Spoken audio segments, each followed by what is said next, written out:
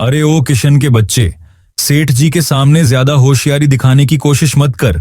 जुबान संभाल कर बात करो मुंशी जी। अगर आपने जबरदस्ती करने की कोशिश की तो इस बार बात शहर की अदालत तक जाएगी। देखिए हुजूर, इस कल के छोरे की हिम्मत तो देखिए, ये हमें अदालत की धमकी दे रहा है। आप हुक्म कीजिए सेठ जी, मैं अभी गांव के लठैतों को बुलाकर इस गन्ने को अपने कब्जे में लेता हूँ और इसकी सारी हेकड़ी निकाल देता हूँ।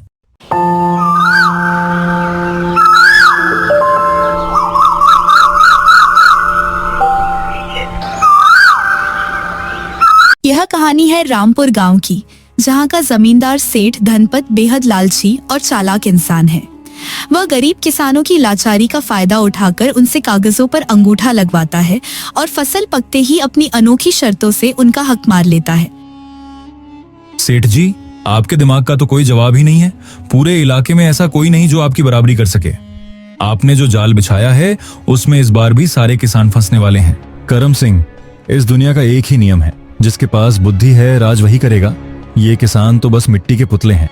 दिन रात खेतों में गधे की तरह खटते हैं, पसीना बहाते हैं, और जब फसल पकती है तो मेरी शर्तों के चक्रव्यूह में ऐसे फंसते हैं कि खुद भूखे रह जाते हैं और मेरे गोदाम अनाज से ठसाठस भर जाते हैं। सच कहा हुजूर, इनके भाग्य में सिर्फ मेहनत लिखी है और आपके भाग्य में राज करना।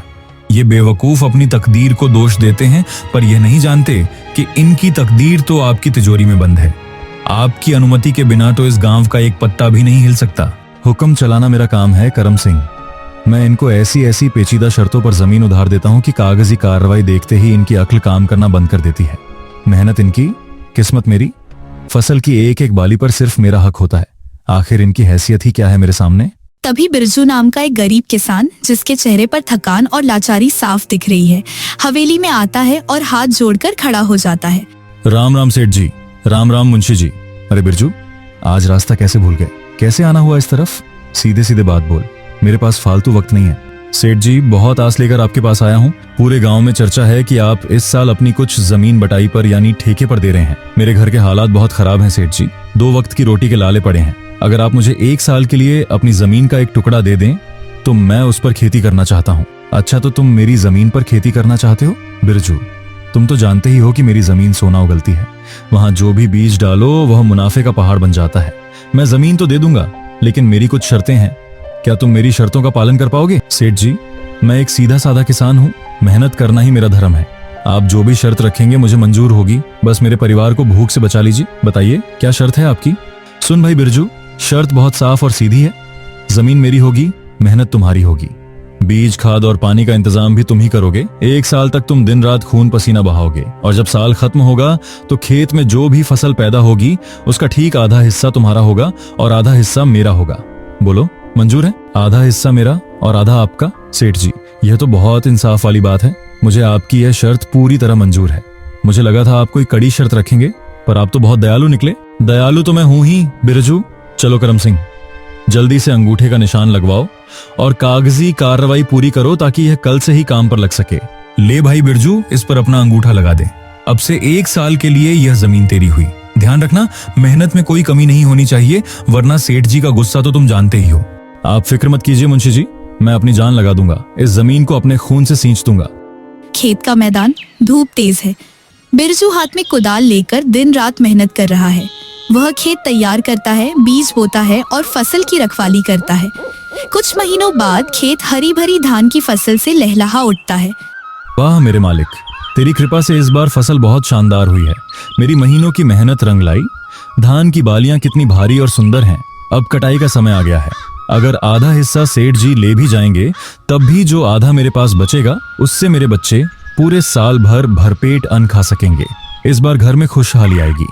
बिरजू खुशी खुशी धान की कटाई शुरू कर देता है। तभी दूर से सेठ धनपत और करम सिंह आते हुए दिखाई देते हैं। देखिए सेठ जी, जरा उस खेत की तरफ देखिए। बिरजू ने तो सचमुच कमाल कर दिया है। पूरे इलाके में ऐसी धान की फसल किसी की नहीं हुई।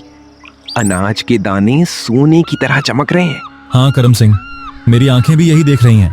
फसल वाकई बहुत भारी हुई है, लेकिन याद रखना, इतनी बेहतरीन फसल इस गरीब के घर नहीं जानी चाहिए। इसका जो सबसे अच्छा हिस्सा है वह मेरी हवेली पहुंचेगा। चलो चलकर अपना हक मांगते हैं। अरे ओ बिरजू, बंद करो ये कटाई। देखो हम अपना हिस्सा लेने आ गए हैं। आइए सेठ जी, आइए मुंशी जी, देखिए भगवान की कृपा से इस बार कितनी उम्दा धान की फसल हुई है। मैंने आज ही कटाई शुरू की है। हाँ, फसल तो अच्छी तो दिख रही है, पर बिरजू ये मत भूलो कि ये सब मेरी इस उपजाऊ और कीमती जमीन का करिश्मा है। अगर मेरी जमीन इतनी उपजाऊ न होती तो तुम्हारी मेहनत धरी की धरी रह जाती। सेठ जी, जमीन तो बेशक आपकी महान है, पर इस पर दिन रात जो मैंने पसीना बहाया है, जो खून जलाया है, उसकी वजह से ही आज यह फसल ऐसी खड़ी है। मेहनत के बिना तो सूखी जमीन पर घास भी नहीं उगती। चुप कर बिरजू, ज्यादा ज्ञान मत बांट। मेहनत तो रास्ते का मजदूर भी करता है, पर मालिक वही होता है जिसकी जमीन होती है। शर्त के मुताबिक अब चुपचाप बंटवारा करो। करम सिंह, जरा आगे बढ़ो। हाँ तो बिरजू सुनो, शर्त के मुताबिक आधी फसल सेठ जी की हुई, इसलिए यह जो बड़े बड़े साफ और अच्छे धान के ढेर हैं, यह सेठ जी की गाड़ी में लोड होंगे, और यह जो हल्का बिखरा हुआ और कमतर धान है, यह तुम्हारा हिस्सा है। लेकिन सेठ जी, यह तो सरासर अन्याय है। आपने कहा था कि आधा आधा हिस्सा होगा। आप तो सारा अच्छा और बड़ा हिस्सा खुद ले जा रहे हैं और मुझे सिर्फ कचरा और खराब धान दे रहे हैं। इसमें तो मेरी मेहनत की लागत भी नहीं निकलेगी। मेरे बच्चे क्या खाएंगे? जुबान संभाल कर बात कर बिरजू। शर्त आधी फसल की थी और तुम्हें आधी फसल मिल रही है। कौन सी फसल अच्छी है और कौन सी खराब, यह तय करना मेरा काम है, क्योंकि मैं जमीन का मालिक हूं। अगर ज्यादा बहस की तो अगली बार से तुम्हें गांव में कोई एक बीघा जमीन भी नहीं देगा। करम सिंह, उठाओ सारा माल और चलो हवेली। सेठ जी, ऐसा मत कीजिए, मुझ गरीब पर तरस खाइए। मेरी पूरी साल की मेहनत मिट्टी में मिल जाएगी। भगवान के लिए ऐसा मत कीजिए। अपनी यह नौटंकी बंद करो बिरजू, दुनिया का यही दस्तूर है। चलो करम सिंह। सेठ धनपत और करम सिंह सारी अच्छी फसल लेकर चले जाते हैं। बिरजू खेत में अकेला खड़ा रह जाता है। उसकी आंखों से आंसू बह रहे हैं और उसके हाथ में सिर्फ खराब और मामूली अनाज बचा है। हे भगवान, यह कैसा इंसाफ है? इतनी हाड़-तोड़ मेहनत करने के बाद भी मेरे हाथ सिर्फ खाली अंजलि आई है। धिक्कार है ऐसी लाचारी पर। आखिर कब तक हम जैसे गरीब किसान इन लालची जमींदारों के पैरों तले कुचले जाते रहेंगे? कब तक हम दूसरों के इशारों पर नाचेंगे? क्या कभी हमारा भी दिन आएगा? क्या कभी हमारी अपनी जमीन होगी जहां कोई हमारी मेहनत को इस तरह नहीं लूटेगा?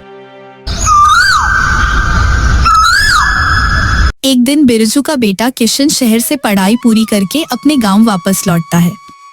पिताजी, मैं शहर से अपनी पढ़ाई पूरी करके वापस आ गया हूँ, लेकिन यह क्या, पूरे रास्ते मैंने देखा कि गांव के लोग बहुत उदास हैं और आप भी इस तरह सिर पकड़कर बैठे हैं। क्या बात है पिताजी, आप इतने चिंतित क्यों हैं? बेटा किशन, तू आ गया? तेरी पढ़ाई पूरी हो गई? यह देखकर मेरा कलेजा ठंडा हो गया। पर बेटा, इस गांव की मिट्टी में हम जैसे गरीबों के लिए सिर्फ आंसू ही लिखे हैं।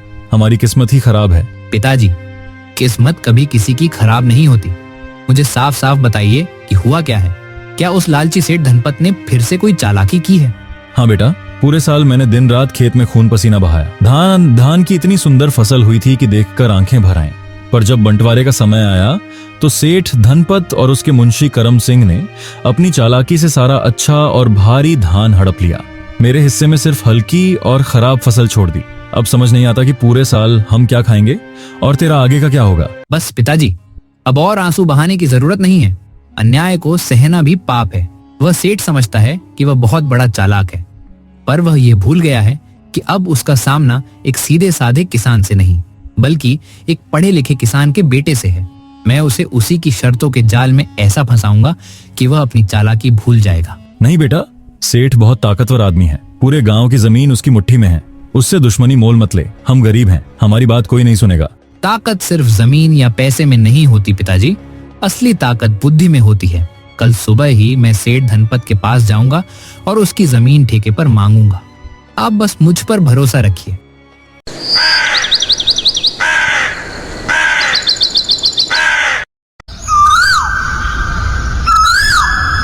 सेठ आराम कुर्सी पर बैठा है, तभी किशन वहां पहुंचता है।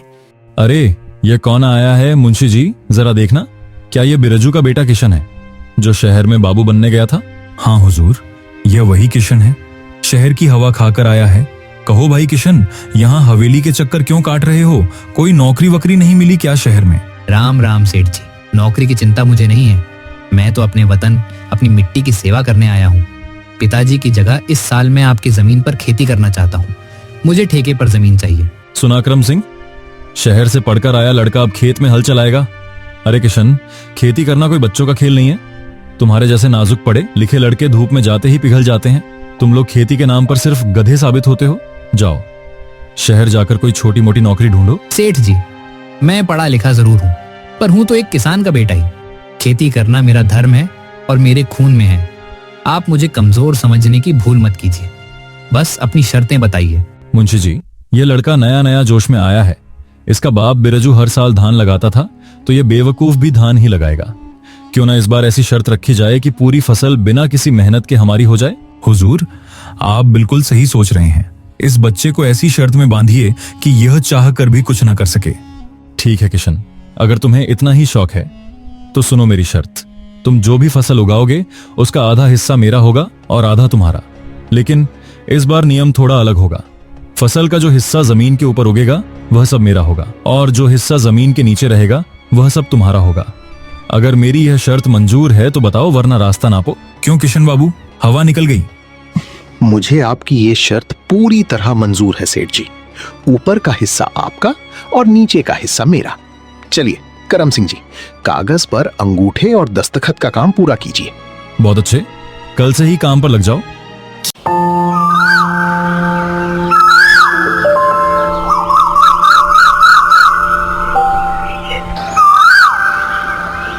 खेत का मैदान। किशन दिन रात मेहनत कर रहा है, लेकिन उसने धान के बीज नहीं बोए, बल्कि उसने पूरी सूझबूझ से खेत में आलू की फसल लगा दी।